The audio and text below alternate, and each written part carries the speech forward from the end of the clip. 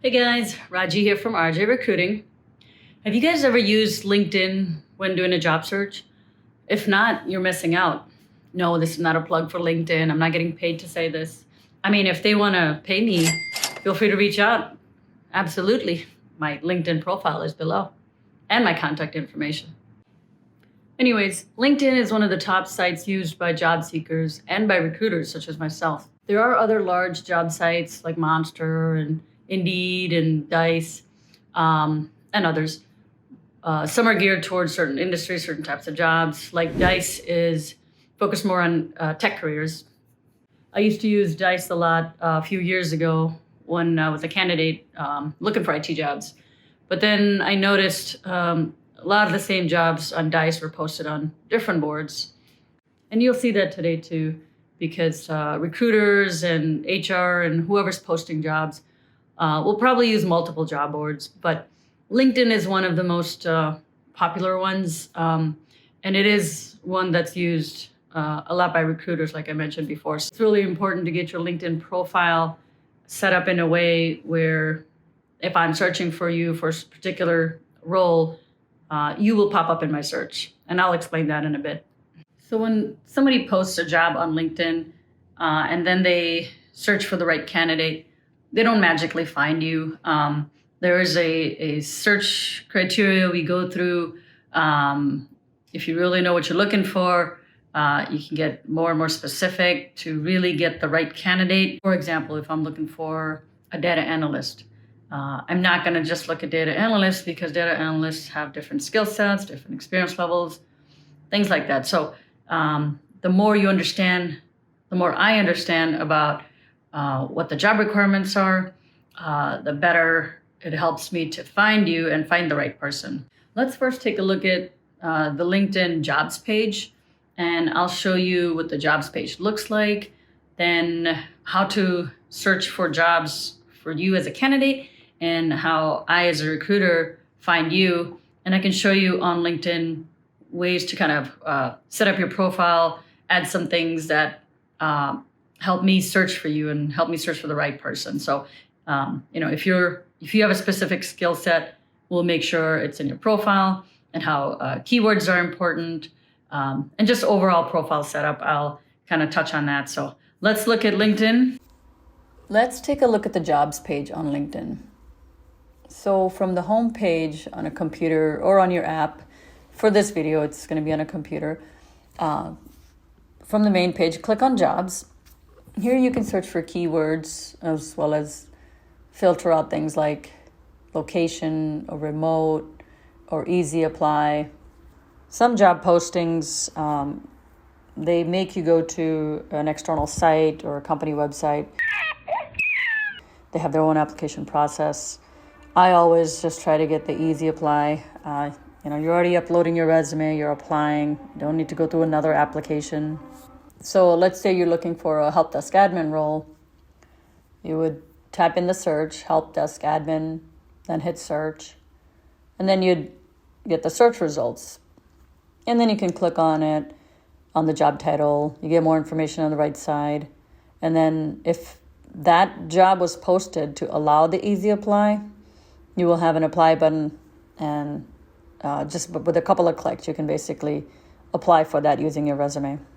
The way Easy Apply works, and I can do another video on best practices of using LinkedIn and setting up your profile, do's and don'ts, things like that. But for now, Easy Apply, the way that works is basically when you set up your profile, or at any point, you can upload your resume and then allow LinkedIn to easily apply to jobs when you find one. But now that I'm on the other side of this, I kind of get what's happening. I try not to do that and just spam people just because of certain keywords, but I can see how that could happen. It's hard to read through an entire LinkedIn profile or entire resume. I'll be honest, I don't read through entire resumes. Sometimes they're pages and pages long. But I do look at the first page. The first page is very important. Same for LinkedIn. If you see the profile page, you want to read enough to scroll through the rest of it. Same as a resume. The first page is so important that it should have enough information and relevant information, then I want to see the rest. I'll look at key points and highlights, some of the bullet points and the job titles and level of experience. And if there's enough interest, then I'll set up an interview and talk to you. And before the interview, I will go through the resume a little more.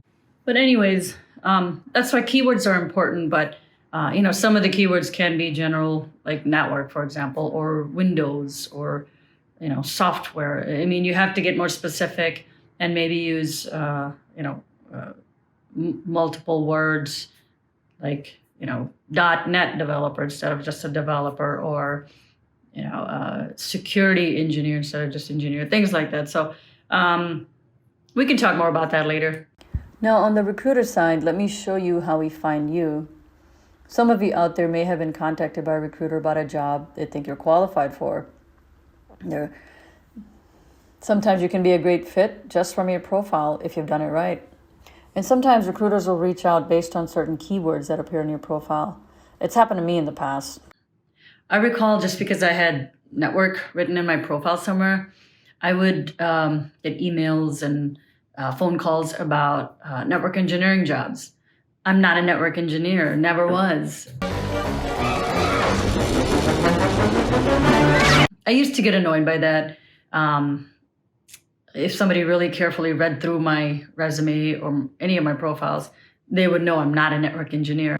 So LinkedIn has something called LinkedIn Recruiter, as well as LinkedIn Sales Navigator. These are paid subscriptions that recruiters and business development managers use. LinkedIn Recruiter is used by, yes, you guessed it, recruiters. Sales Navigator is more to find clients and leads to get new business. These are two different add-ons from LinkedIn, but they can produce similar results. I won't go too much into what makes them different. For this video, it really doesn't matter. But the results a recruiter sees and how I find you, that's what's important here. So if I have a help desk admin job that I'm working on, here's how I would find you. Right now, I have LinkedIn Sales Navigator, so I'll use that. I've used LinkedIn Recruiter before, so I'm very familiar with both. But Recruiter costs a lot more than Sales Navigator. One main difference is the open to work. That's a filter we can search on when using LinkedIn Recruiter, but not on Sales Navigator. That's something a candidate will check off on their profile. If they're put themselves as open to work, then that's a feature in LinkedIn Recruiter we can search on, but not Sales Navigator. Anyway, back to how I find this help desk admin. So I'll go through the steps of, not just the job title, but help desk admins have various titles. It can be IT support, desktop support. Some of the duties are different, but a lot of folks are in similar jobs that are qualified to do help desk admin. I would know that because I was a help desk admin many years ago. And that's where being in IT kind of helps me understand this role. Just not looking for just help desk admin or administrator is not the way to go. I'm limiting myself that way. So I go through these steps to find you. If this is remote, great. Most of the help desk roles are not. So I can search in geography, level of experience.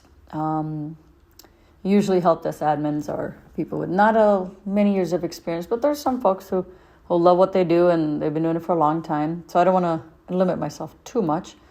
So these are some of the things I can search on.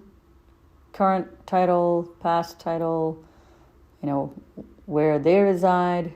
I will exclude anything that says manager or supervisor.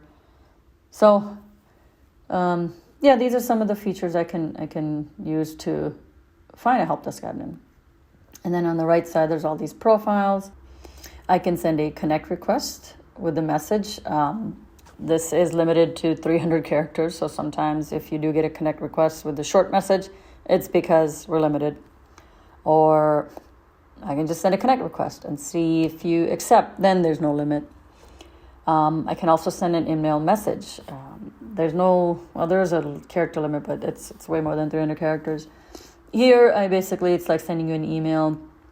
But as a subscriber to Sales Navigator or Recruiter, we're limited to how many messages we can send. But either way, this is how I would reach out. Usually if somebody's really interested, they'll respond back. And you can attach resumes through either the LinkedIn message or the in-mail message. So when you do reply, if you're interested, you can attach a resume right there, or just start a conversation and go from there. So basically this is how I would find you and reach out to you and dangle that carrot and hope to attract enough interest that you reply. You get a connection request or LinkedIn message about a job, even if you're not interested in the job or it doesn't really fit what you're looking for, take a couple seconds to reply or at least accept the connection request. You never know when you are in the market or another job may come up. You'll have that connection with the recruiter, and it's free. It doesn't cost anything, so why not? If it costs a couple of seconds of your time just to hit the accept button, I think that's a fair trade-off. Well, thank you for spending a few minutes with me today. I know your time and your attention is valuable. Hope you found some of this information helpful or useful in your job search. If there's anything else you'd like me to talk about, please post in the comments below. Also hit the like button, subscribe. My contact information is below. Feel free to reach out. I'm happy to talk to you and help you through your job search. See you in the next video. Bye-bye.